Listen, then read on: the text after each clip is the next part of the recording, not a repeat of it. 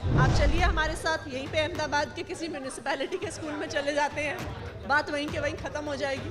हम देख लेंगे कि दिल्ली के सरकारी स्कूलों का क्या हाल है और आप देख लीजिए अहमदाबाद के म्यूनिसिपैलिटी के स्कूलों का क्या हाल है। गुजरात में फेक वेंटिलेटर स्कैम निकल के आता है कि गुजरात के डॉक्टरों को सरकार के पास जाना पड़ता है कहने के लिए कि जो वेंटिलेटर हमारे चीफ मिनिस्टर साहब की दोस्त की कंपनी दे रही है उससे वेंटिलेशन का काम नहीं होता है, उससे पेशेंट नहीं बच रहे हैं। आज के दिन में गुजरात की जनता भाजपा को इसलिए वोट देती है क्योंकि उनके सामने और कोई विकल्प ही नहीं है। गुजरात में जो कांग्रेस पार्टी है वो भाजपा की जेब में बैठी। अगर एक कांस्टेबल 50 लाख की रिश्वत ले रहा है तो आप सोच सकते हैं कि जो बड़े अफसर हैं, जो बड़े नेता हैं, वो कितनी घूस लेते हैं। अरविंद केजरीवाल की आम आदमी पार्टी ने भी अब गुजरात के चुनावी दंगल में उतरने का फैसला कर लिया है, जिसको लेकर आज उम्मीदवारों की पहली सूची भी जाहिर की गई। इसी मुद्दे पर बातचीत करेंगे आम आदमी पार्टी की राष्ट्रीय प्रवक्ता और दिल्ली से विधायक अतिशी मल्लेना जी के साथ। अतिशी जी, बताइए कि गुजरात में आज आपने पहली सूची जाहिर की है, तो किस तरीके से गुजरात में चुनाव लड़ेंगे और क्या प्रमुख मुद्दे होंगे आपके? देखिए, गुजरात की जनता एक विकल्प चाहती है। आज के दिन में गुजरात की जनता भाजपा को इसलिए वोट देती है क्योंकि उनके सामने और कोई विकल्प ही नहीं है। गुजरात में जो कांग्रेस पार्टी है वो भाजपा की जेब में बैठी हुई है। कांग्रेस की जो नेताओं की और कैंडिडेट की सूची बनती है वो भाजपा के ऑफिस में बनती है और इसीलिए कांग्रेस ऐसे कैंडिडेट सामने करती है जो मजबूत ना हो और मजबूती से चुनाव ना लड़े। कांग्रेस पार्टी कभी भी भाजपा का सामना नहीं करती है, ना सिर्फ गुजरात में, पूरे देश भर में हमने देखा है कि कांग्रेस को वोट देने से कांग्रेस के विधायक भी जो जीतते हैं भाजपा में चले जाते हैं।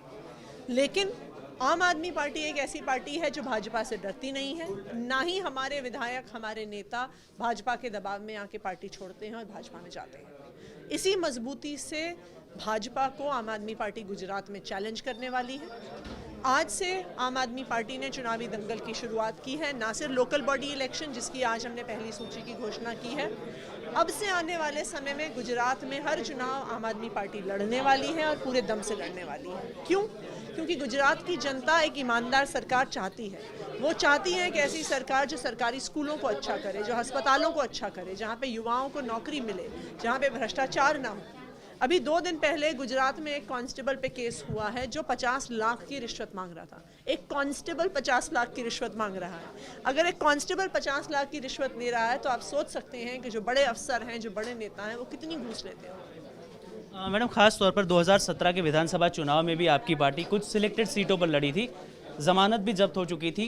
कांग्रेस भी आपको भारतीय जनता पार्टी की बी टीम बताती है और जाहिर है कि ये सवाल उठेगा क्योंकि ऑर्गेनाइजेशन इस वक्त गुजरात में इतना मजबूत नहीं है। आप भी दिल्ली में लड़े हैं और आपको भी पता है कि बिना ऑर्गेनाइजेशन के चुनाव में उतरना बेहद ही कठिन होता है। चुनाव जीतना मतलब जीतने के लिए ऑर्गेनाइजेशन कितना रिक्वायरमेंट आपको पता है।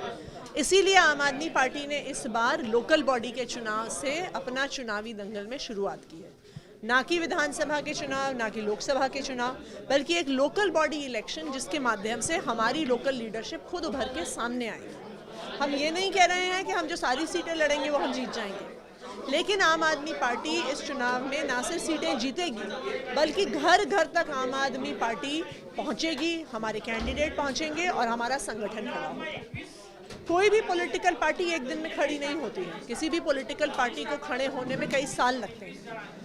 पिछले कई सालों से आम आदमी पार्टी का दिल्ली पे फोकस था क्योंकि हम दिल्ली में एक मॉडल खड़ा करके दिखाना चाहते हैं। 5 साल में अरविंद केजरीवाल की सरकार ने एक मॉडल खड़ा करके दिखाया है और अब समय आ गया है कि इस मॉडल को हम देश भर में लेके जाएंगे। अरविंद जी भी बार बार Delhi model versus Gujarat model की कंपेयर करते हैं। किस तरीके से आपको दिल्ली मॉडल गुजरात मॉडल के कंपेयर में ज़्यादा बेहतर लगता है? आप चलिए हमारे साथ यहीं पे अहमदाबाद के किसी म्यूनिसिपैलिटी के स्कूल में चले जाते हैं, बात वहीं के वहीं ख़त्म हो जाएगी। हम देख लेंगे कि दिल्ली के सरकारी स्कूलों का क्या हाल है और आप देख लीजिए अहमदाबाद के म्यूनिसिपैलिटी के स्कूलों का क्या हाल है। आप देख लीजिए कि किस प्रकार दिल्ली का जो सबसे बड़ा सरकारी अस्पताल है LNJP, उसने हज़ारों मरीजों का इलाज किया है इस कोरोना काल के दौरान।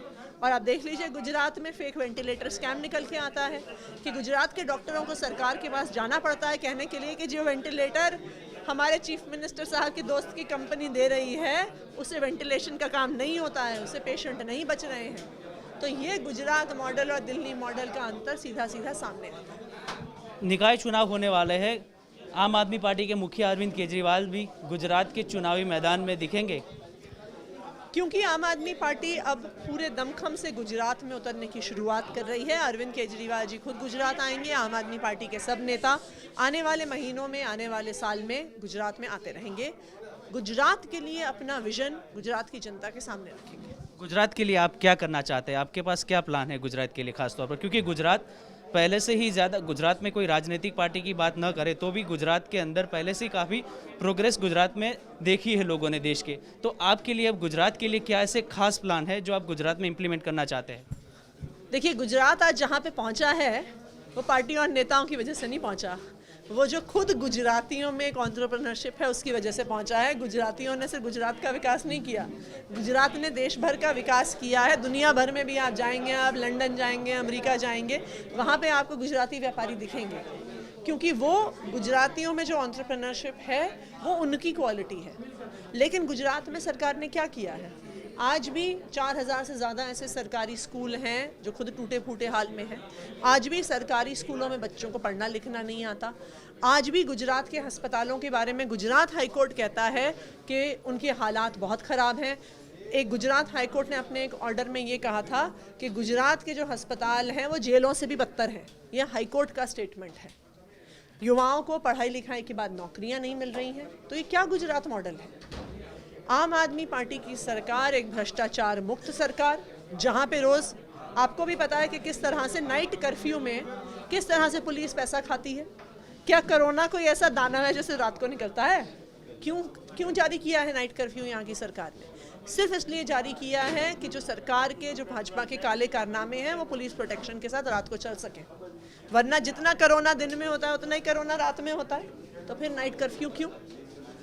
तो जितना भ्रष्टाचार गुजरात में है उस सब को दूर करने का वादा आम आदमी पार्टी कर रही है। तो ये थी आम आदमी पार्टी की राष्ट्रीय नेता आतिशी मरलेना, जिनका दावा है कि गुजरात में आने वाले समय में होने वाले निकाय चुनाव में आम आदमी पार्टी अपने पूरे दमखम के साथ लड़ेगी और उन्होंने जीत की आशा भी व्यक्त की है। अहमदाबाद से कैमरा पर्सन उज्ज्वल ओझा के साथ गौतम जोशी, गुजरात तक।